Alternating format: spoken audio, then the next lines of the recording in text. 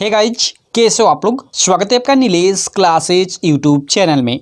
Guys, आज की इस वीडियो में हम पढ़ने वाले हैं जो क्लास 12 का केमिस्ट्री का लेक्चर चल रहा था उसका लेक्चर नंबर 13। जी हाँ गाइज, इससे पहले हमने 12 लेक्चर कवर कर लिया है। अगर आपने अभी तक नहीं देखा है तो इस वीडियो के डिस्क्रिप्शन में उनका लिंक मिल जाएगा, आप जाकर देख सकते हैं, या फिर आप चैनल के प्लेलिस्ट में भी जाकर उन वीडियोज को देख सकते हैं। तो चलिए आपका टाइम वेस्ट न करते हुए मैं इस वीडियो को शुरू करता हूँ। तो गाइज, जैसा कि हमने पिछले वीडियो में एक कोशिका का जो डेंसिटी होती है, ठीक है, डी यानी घनत्व होता है, उसका एक फार्मूला पढ़ा था, D equal to Z into capital M by A Q into N A. ठीक है, जहाँ देखिए डी तो एका कोशिका का घनत्व है, ठीक है, और जेड क्या है, यानी ये जेड है प्रभावी कण, जो मतलब अलग अलग एक कोशिकाओं के लिए इसका मान अलग अलग होता है। एम जो है मूलत द्रव्यमान है, जिसे हम परमाणुविक द्रव्यमान भी बोलते हैं। ए क्यू क्या है, ए क्यू है एका कोशिका का आयतन, और एन ए है हम लोग का अवोगाद्रो संख्या, जिसका एक स्पेसिफिक मान 6.022 आगे भी 2 शायद होता है, ठीक है, गुणे 10⁻23 होता है। ठीक है दोस्तों, तो चलिए, ये तो हमने पिछले वीडियो लेक्चर में ये फार्मूला देखा था। अब इस वीडियो लेक्चर के आधार पर ये 2 न्यूमेरिकल है। एक न्यूमेरिकल हमने इससे पिछली जो वीडियो थी उसमें लगा चुका है, इसमें ये 2 न्यूमेरिकल है जिसको यहाँ सॉल्व भी किया हुआ है। लेकिन चलिए मैं आपको अपने तरीके से इसको समझा देता हूँ, शायद आपको समझ न आ रहा होगा। ठीक है, तो चलिए आपका टाइम वेस्ट न करते मैं इस वीडियो को शुरू करता हूँ। लेकिन गाइस, उससे पहले कहूँगा, अगर आप अभी तक हमारी एप्लीकेशन नीलेश क्लासेज डाउनलोड नहीं किए हैं तो इस वीडियो के डिस्क्रिप्शन में आपको लिंक मिल जाएगा, या फिर आप प्ले स्टोर से भी हमारी एप्लीकेशन डाउनलोड कर सकते हैं। वहाँ पे आपको काफ़ी सारी चीज़ें फ्री मिल जाएंगी। और अगर आप हमारा नोट्स लेना चाहते हैं तो हमारी एप्लीकेशन से ही मात्र 499 रुपये में 12 के सारे सब्जेक्ट के physics, chemistry, math, Hindi, English सारे सब्जेक्ट के नोट्स बेस्ट क्वालिटी में, जी हाँ, आपको बेस्ट क्वालिटी में मिल जाएगा। वैसा नोट्स आपको पूरी यूट्यूब पे कहीं नहीं मिलेगा। तो अगर आप लेना चाहते हो तो हमारी एप्लीकेशन से खरीद सकते हैं, या आप अगर आपको कोई प्रॉब्लम होती है खरीदने में तो आप स्क्रीन पे दिए गए नंबर पे भी कॉल कर लीजिएगा, आपकी जो भी प्रॉब्लम है वो सॉल्व कर दी जाएंगे। ठीक है, तो चलिए, यहाँ देखिए क्वेश्चन बोल रहा है कि एक्स किरण विवर्तन, और गाइस ये दोनों क्वेश्चन काफ़ी इंपॉर्टेंट है। ये जो मैंने एक पिछली वीडियो में एक क्वेश्चन बताया था और इसमें ये 2 बता रहा हूँ, ये तीनों के तीनों काफ़ी इंपॉर्टेंट क्वेश्चन है। अगर सॉलिड स्टेट से क्वेश्चन पूछता है तो चांसेस अधिकांशतः होता है कि इन्हीं तीनों क्वेश्चनों में से एक क्वेश्चन आप लोग के बोर्ड एग्जाम में उठाए। ठीक है, तो चलिए देखते हैं। यह क्वेश्चन आप लोग को एनसीईआरटी के जो सॉलिड स्टेट यानी ठोस अवस्था लेक्चर है उसके पेज नंबर 23 पे मिल जाएगा। ठीक है, तो आप खुद आकर देख सकते हो। देखिए यहाँ दिया है कि एक्स किरण विवर्तन अध्ययन द्वारा पता चला कि तांबा इतना यानी 3.608 × 10⁻8 कोशिका के कोर के साथ एफसीसी एक कोशिका के रूप में क्रिस्टलीकृत होता है। ठीक है, यानी कोर की लंबाई हमें दिया है और जो एक कोशिका है वो एफसीसी टाइप की है। ठीक है, यहाँ 2 चीज़ें हमें मालूम हो रही। तो सबसे पहले चलिए जो दिया है उसे हम लिख लेते हैं, या सीधे हम हल लिखते हैं, या दिया है जो उसे पहले हम लिख लेते हैं। जो चीज़ें हम लोग को दी हुई है उसे हम पहले डिनोट कर लेते हैं। यहाँ देखिए, सबसे पहले हम लोग को दिया है क्या, कोर की लंबाई। तो यहाँ हम लिख लेंगे कोर की लंबाई, एक कोशिका के कोर की लंबाई हमें दिया हुआ है, बराबर कितनी दिया हुआ है, 3.608 × 10⁻8। ठीक है, चूँकि यहाँ देखिए यहाँ कुछ डिनोट नहीं किया है, यहाँ सेंटीमीटर इसको डिनोट करना चाहिए था। ठीक है, यहाँ सेंटीमीटर है, आप समझ जाइएगा, और एफसीसी के रूप में है। ठीक है, वह क्या है, एक कोशिका जो है एफसीसी के रूप में। तो यहाँ हम लिखेंगे, ठीक है, क्या लिखेंगे यहाँ, चलिए इसको सीधे हम हल करते हैं। ठीक है, चूँकि देखिए यहाँ पे आप लिखेंगे कि चूँकि जो एक कोशिका है एफसीसी टाइप की है। ठीक है, चूँकि एक कोशिका, ठीक है, एफसीसी जालक या एफसीसी प्रकार की है, आप लिख सकते हैं यहाँ एफसीसी प्रकार की है। ठीक है, इसलिए जेड बराबर, ठीक है, जेड यानी प्रभावी कण आप लिख सकते हैं, इसलिए इसके लिए जेड बराबर क्या हो जाएगा, चूंकि एफसीसी है, एफसीसी हो या सीसीपी, इन दोनों के लिए जेड का मान होगा वह 4 होगा। ठीक है, हमने ये पिछले काफ़ी लेक्चर्स में इसके बारे में डिस्कस कर चुके हैं। ठीक है, और अगर एचसीपी हो, हेक्सागोनल क्लोज पैकिंग, तो उसके लिए जो जेड का मान होता है वह 6 होता है। ठीक है, तो यहाँ जेड बराबर हम लोग का क्या हो जाएगा, हम रख लेंगे जेड बराबर यहाँ 4 हो जाएगा। ठीक है, 2 चीज़ें हो गई, ए हो गया हम लोग का कोर की लंबाई जिसे हम ए से डिनोट करते हैं, और यहाँ जेड हो गया। ठीक है, उसके बाद कह रहा है कि एक दूसरे प्रयोग में तांबे का घनत्व इतना है, यानी हम लोग का तांबे का घनत्व भी दिया है 8.92, यहाँ देख रहे हैं आप 8.92 ग्राम पर घन सेंटीमीटर। तो यहाँ तांबे का घनत्व भी हम यहाँ लिख लेंगे, कि तांबे का घनत्व को डी से प्रस्तुत करते हैं, डी बराबर, ठीक है, क्या 8.92 गुणे कुछ नहीं दिया है, बस यही दिया है ग्राम पर घन सेंटीमीटर। ठीक है दोस्तों, चलिए इतनी चीज़ें हमें दिया है, आई होप आप लोगों को समझ में आ रहा होगा। ठीक है, अब हमें क्या पूछ रहा है, पूछ रहा है कि दिया गया है तांबे का परमाणुिक द्रव्यमान ज्ञात कीजिए। ओके, हमें तांबे का परमाणुिक द्रव्यमान यानी मोलर द्रव्यमान कैपिटल M का मान पूछ रहे हैं। तो चूंकि हम जानते हैं, यहाँ लिख देंगे चूंकि D बराबर क्या होता है Z इंटू M बटा AQ इंटू NA ये होता है। ठीक है, यहाँ हमें देखिए सबका मान D का मान दिया है, Z का मान दिया है, AQ का मान दिया है, NA का मान दिया, हमें M का मान पूछ रहा है। ठीक है, तो अगर यहाँ से हम M बराबर निकालें तो M बराबर क्या हो जाएगा, देखिए ये दोनों उधर चला जाएगा, यानी D गुणे AQ गुणे NA हो जाएगा, और बटा में ये देखिए Z हो जाएगा, बटा में Z हो जाएगा। ये आप समझ रहे हैं कैसे, देखिए ये उधर चला गया। ठीक है, ये यानी D गुणे यहाँ भाग है तो यहाँ आकर गुणा हो जाएगा ये दोनों, तो D गुणे AQ इंटू NA हो गया। ठीक है, और यहाँ ये Z इसके नीचे आ जाएगा और बराबर M हो जाएगा। पूरा पक्ष बदलेंगे, कोई चीज़ नहीं बदलेगा, यानी M बराबर D गुणे AQ into NA by Z हो जाएगा। ठीक है, अब चलिए इसको सॉल्व करते हैं। ठीक है, M बराबर क्या हो जाएगा, जो चीज़ें दी हुई इसके जगह रख लेते हैं। एक हम लोग का D का मान दिया हुआ है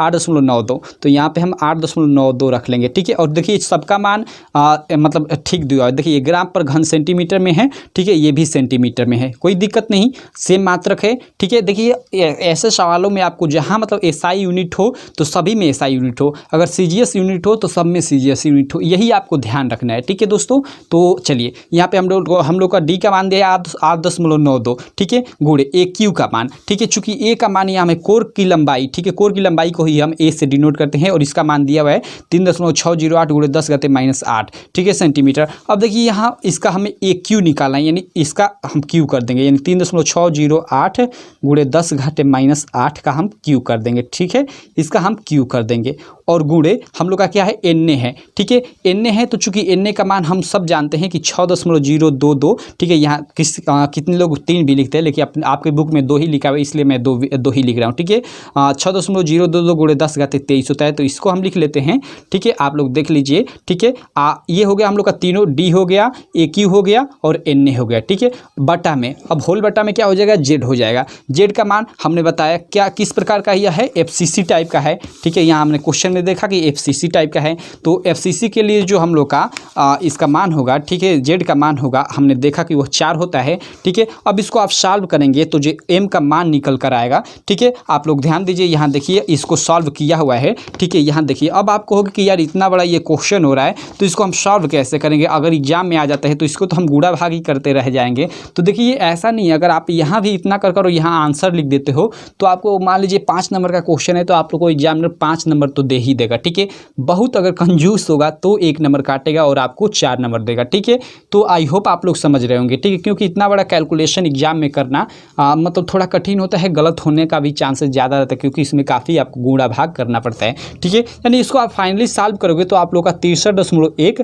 ग्राम प्रति मोल आपका आंसर आ जाएगा। ठीक है दोस्तों, अब देखिए ग्राम प्रति मोल क्यों, क्योंकि यह मोल द्रव्यमान की इकाई होती है, इसलिए यहाँ ग्राम प्रति मोल लिखा गया। चूँकि यह सभी आप लोग का ग्राम सेंटीमीटर में है, यानी SI मात्रक है, इसलिए यहाँ ग्राम हम लोग का भी SI मात्रक आया हुआ है। ठीक है दोस्तों, तो 63.1 ग्राम पर मोल हो गया। ठीक है, अगर वही यहाँ मीटर रहता तो यहाँ किलो यहाँ आता है। ठीक है, आई होप आप लोग समझ रहे होंगे। ठीक है, यानी अगर CGS मात्रक यूज हो तो CGS मात्रक हर जगह आएगा, अगर SI यूनिट यूज हो यानी SI मात्रक यूज हो तो हर जगह SI मात्रक आएगा। ठीक है, तो आई होप आप लोग को यह क्वेश्चन क्लियर हो गया। इसका मान हो जाएगा 63.1 ग्राम प्रति मोल। ठीक है, तो आई होप एकदम अच्छे से आपको क्लियर हो गया होगा। चलिए जो सेकंड क्वेश्चन है उससे देख लेते हैं। देखिए सेकंड क्वेश्चन है कि सिल्वर यानी CCP जालक बनाता है। एक किरण विवर्तन अध्ययन द्वारा पता चला कि इसकी एकक कोष्ठिका कोर की लंबाई इतना पिकोमीटर, देखिए PM दिया है यानी पिकोमीटर है। ठीक है, सिल्वर के घनत्व की गणना कीजिए, परमाणु द्रव्यमान इतना है। ठीक है, यानी सारी चीज़ें दिया हुआ है, केवल हमें घनत्व का मान याद करना है। तो देखिए सबसे पहले CCP जालक बनाता है,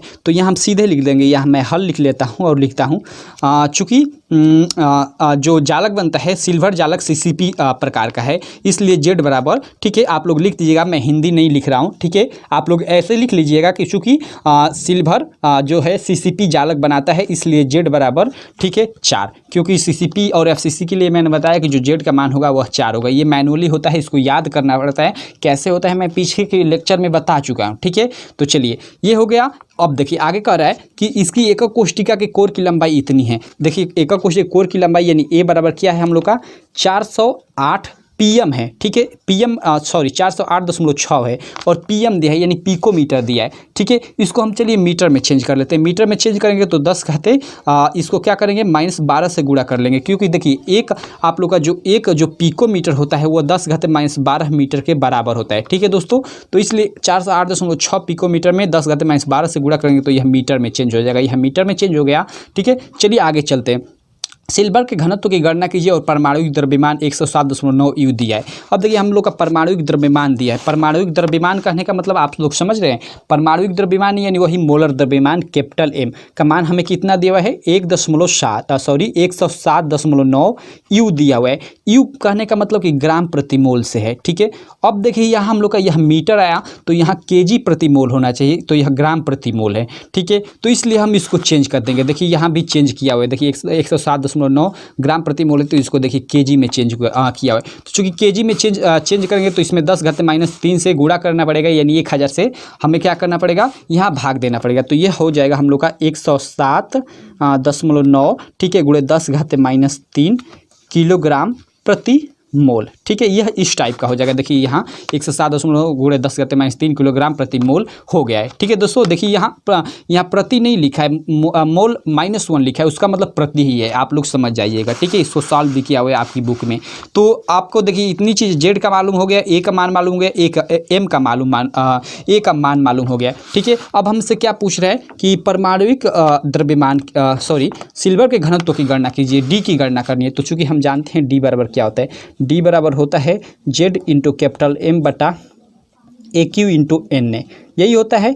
अब चलिए चूंकि हम एन ए का तो हमें मान मतलब ऑफिशियली मालूम होता है, इसका एक निश्चित कांस्टेंट होता है यह, और जेड का एम का ए क्यू का हमें नहीं मालूम है, लेकिन ए का मान मालूम है, इसलिए उसका क्यू करेंगे तो उसका मतलब वो भी मान मालूम हो जाएगा। तो चलिए जो चीज़ें हैं उससे हम रख लेते हैं। चूँकि जेड का मान 4 होगा तो 4 रख लेते हैं, गुणे एम का मान हम लोग का है 107.9 ग्राम प्रति मोल। चलिए इसको ग्राम प्रति मोल को हमने ये केजी में हो गया है, केजी प्रति मोल में हो गया है, ठीक है। चलिए इसको मैं कोष्ठ में रख लेता हूँ मात्रक के साथ, ठीक है। फिर ओके, जेड इंटू एम हो गया, अब बटा में ए क्यू का मान, चूँकि ए का मान हम लोग का दिया है 408.6 गुणे 10 घाते -12 मीटर, ठीक है। और इसका क्यू है तो इसका मैं क्यू कर लेता हूँ into A Q into N A का मान तो 6.022 गुणे 10 घाते 23 ये हो गया, ठीक है। देखिए सेम यहाँ भी उसी तरह ये देखिए ये सब कुछ लिखा हुआ है, ठीक है दोस्तों।